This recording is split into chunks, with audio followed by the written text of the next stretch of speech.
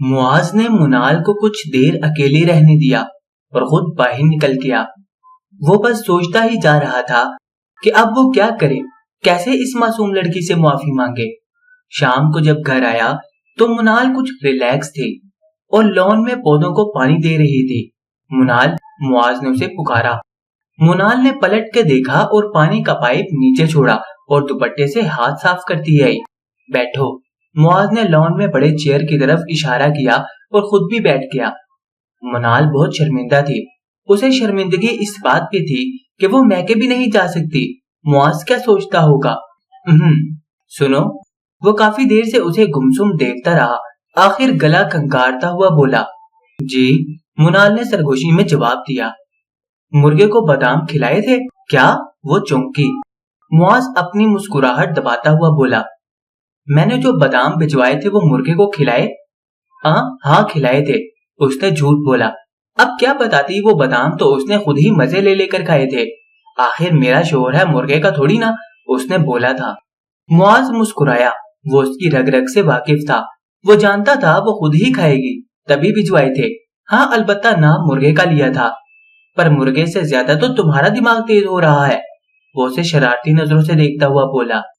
फिरोजी शर्ट पे पीला दुपट्टा उस पे बहुत जच रहा था। बालों की अधखुली चोटी से लटे उसके चेहरे का तवाफ कर रही थी। मुनाल उसकी नजरों से पजल हुई और उठ के जाने लगी कि अचानक मुआज ने उसका हाथ पकड़ लिया। वो जहां की तहां रह गई। जा कहां रही हैं मैडम? अभी तो बहुत से हिसाब रहते हैं, वो शरारत से बोला। मुनाल जल्दी से हाथ छुड़ाती अंदर भागी।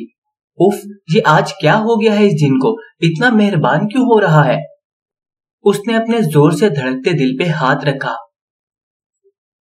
आधी रात को मिनाल की आंख खुली तो उसने गौर किया, फायरिंग की आवाजें सुनाई दी। वो झट से उठी और बेड की तरफ आई तो वहां पे मुआज को ना पाकर उसका दिल साकित होने लगा। न जाने वो कैसे बेड पे बैठी, उसके हाथों और पैरों से जान निकलती जा रही थी। बचपन से ही वो फायरिंग की आवाज से सख्त डरती थी।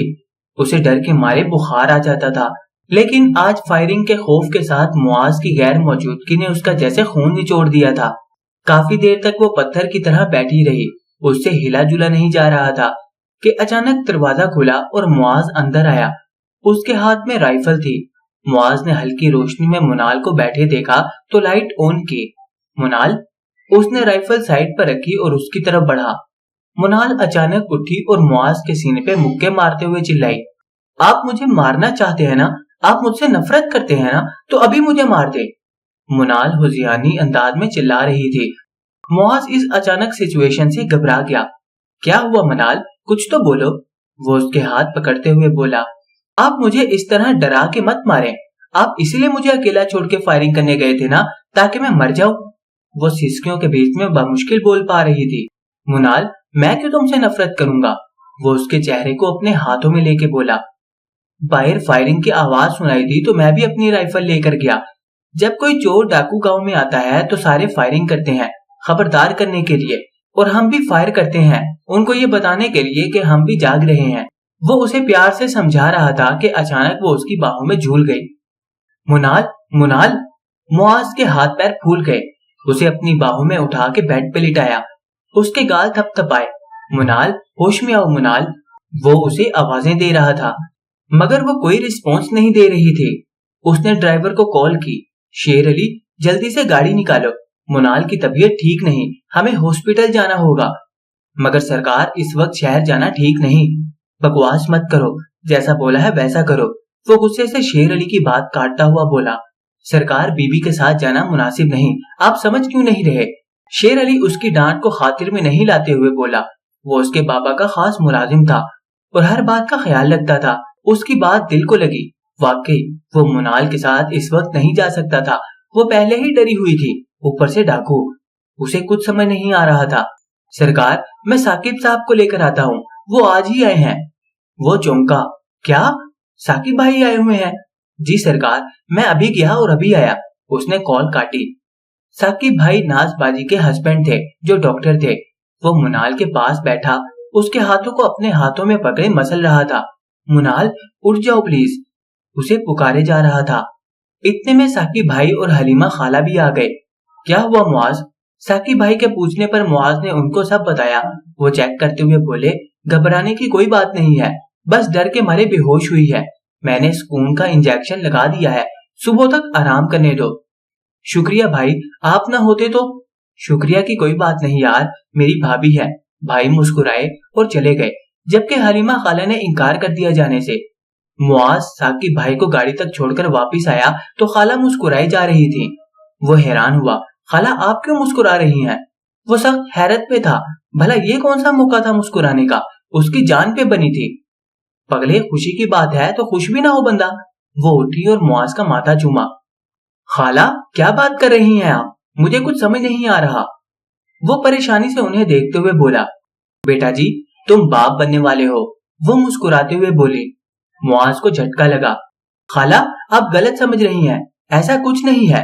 वो सख्ती से बोला। एक तो वो पहले ही परेशान था, ऊपर से खाला। उफ, उसने अपने माथे से पसीना साफ किया। ऐसा ही है, ऐसी हालत में चक्कर भी आते रहते हैं और कमजोरी से कभी बेहोश भी हो जाती हैं औरतें। मैं कल इसे खुद लेडी डॉक्टर के पास ले जाऊंगी।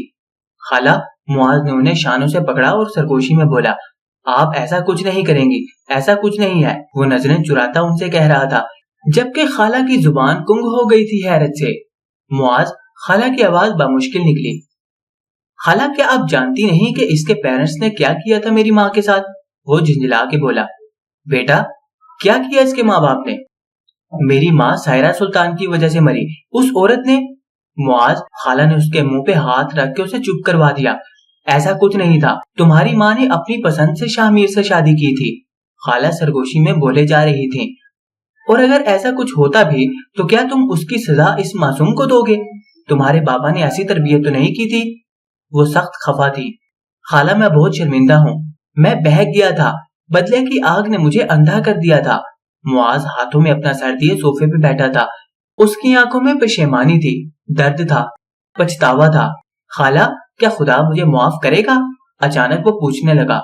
मेरे बच्चे, जिसका दिल दुखाया है पहले उससे माफी मांग। खुदा अपने हकूक माफ कर देता है, लेकिन अपने बंदों के हकूक माफ नहीं करता जब तक उसके बंदे राजी ना हो जाते। खाला उसके सर पे हाथ फेरते हुए बोली। मुआज उठा और बेड के करीब गया। वो किनारे पे बैठा उसे देखता रहा। कुछ देर बैठा रहा, फिर वजू करने निकला। उसे अपने रब से भी माफी मांगनी थी। मुआज ने सारी रात क़याम में गुजारी। फजर की अजान हुई तो मस्जिद को चल दिया। वापसी पर खाला मुआज के लिए चाय बना चुकी थी। बेटा चाय पी लो, फिर तुम भी आराम कर लो, सारी रात नहीं सोए। वो चाय देते हुए कहने लगी। मुआज का सर भी भारी हो रहा था। वो लेटा तो आंखों के पपोटे भारी होते थे और सो गया।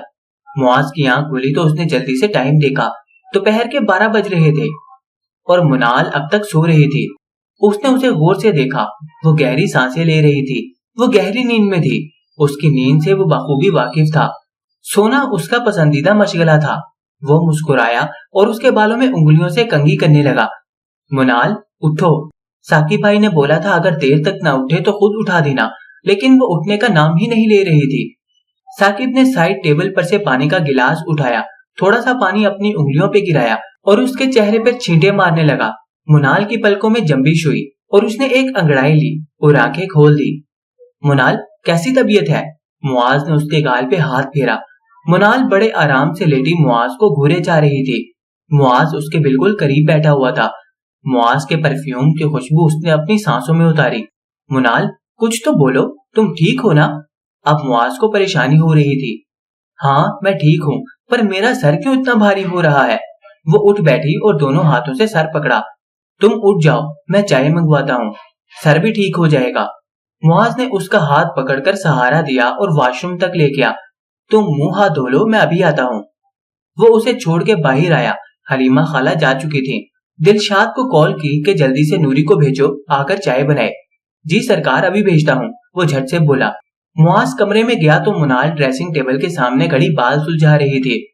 ओहो पागल लड़की, छोड़ो ये सब, आराम से बैठ जाओ, कुछ देर नाश्ता कर लो, बाद में ये सब कर लेना। वो उसे शानों से पकड़े सोफे पे ले आया। मुनाल गौर से उसके हरकतों सुकनात देख रही थी। ये आज जिन को क्या हुआ? वो दिल में बोली। हाँ हाँ कह दो कि इस दिन को क्या हुआ, और जिन कहो भूत कहो, कुछ भी कह सकती हो, मैं बुरा नहीं मानूंगा। मुआज ने अपने हाथ ऊपर किए। क्या? मैंने ऐसा कब कहा? منال کا حیرت کے مارے پہلے ہی برا حال تھا، اوپر سے معاذ کو پتا تھا کہ وہ اسے جن بلاتی ہے۔ وہ ڈر گئی۔ معاذ آپ ٹھیک تو ہیں؟ منال نے اس کا ماتھا چھوا۔ معاذ نے اس کا ہاتھ پکڑا۔ ہاں آج ہی ٹھیک ہوا ہوں، کب سے بیمار تھا، معاذ نے مسکرا کے کہا اور اس کا ہاتھ اپنے لبوں سے لگایا۔ منال کا دل پسلیوں کو توڑ کے باہر آنے کو تھا، وہ جھٹ سے اٹھ کر جانے لگی۔ معاذ نے اس کا راستہ روک لیا۔ منال، اس نے سرگوشی کی، مجھے معاف کر دو۔ اس کا چہرہ اپنے ہاتھوں میں لے کر بولا، وہ اس کے بہت قریب تھا۔ منال نے اپنی پلکیں اٹھائیں۔ کس بات کی معافی؟ وہ حیران ہوئی۔ ان سب باتوں کے لیے جو میری وجہ سے تمہیں سہنا پڑا، وہ دھیرے سے کہتا جا رہا تھا۔ میرے پاس دولت بہت ہے منال، وہ سب تمہاری ہے، اور تمہیں اتنی محبت دوں گا کہ تمہیں کسی اور رشتے سے محبت کی بھیک نہیں مانگنی پڑے گی۔ منال سب سن رہی تھی۔ منال، میں تم سے دور نہیں رہ سکتا، I love you۔ معاذ نے اس کا چہرہ اوپر کیا۔ تم بھی مجھ سے محبت کرتی ہو؟ وہ سوالیہ نظروں سے دیکھ رہا تھا۔ منال نے مسکرا کے سر جھکایا اور اسبات میں سر ہلایا۔ تھینک یو منال۔ معاذ بہت خوش تھا۔ ہم یہاں نہیں رہیں گے منال، میں تمہیں شہر لے جاؤں گا، جس شہر میں رہنا پسند کرو وہاں رہیں گے۔ معاذ اس کا سر اپنے سینے میں چھپائے ہوئے تھا۔ مگر مجھے تو یہی رہنا ہے آپ کے ساتھ، وہ الگ ہو کے بولی۔ منال سوچ لو، وہ شرارتی نظروں سے دیکھتا ہوا بولا۔ سوچ لیا، منال نے بھی دو بدو جواب دیا۔ یہاں ساگ بنانا پڑے گا، وہ بولا۔ بنا لوں گی، اس نے جواب دیا۔ یہاں کتے بلیاں تنگ کریں گے، معاذ بولا۔ میں عادی ہو جاؤں گی، منال بولی۔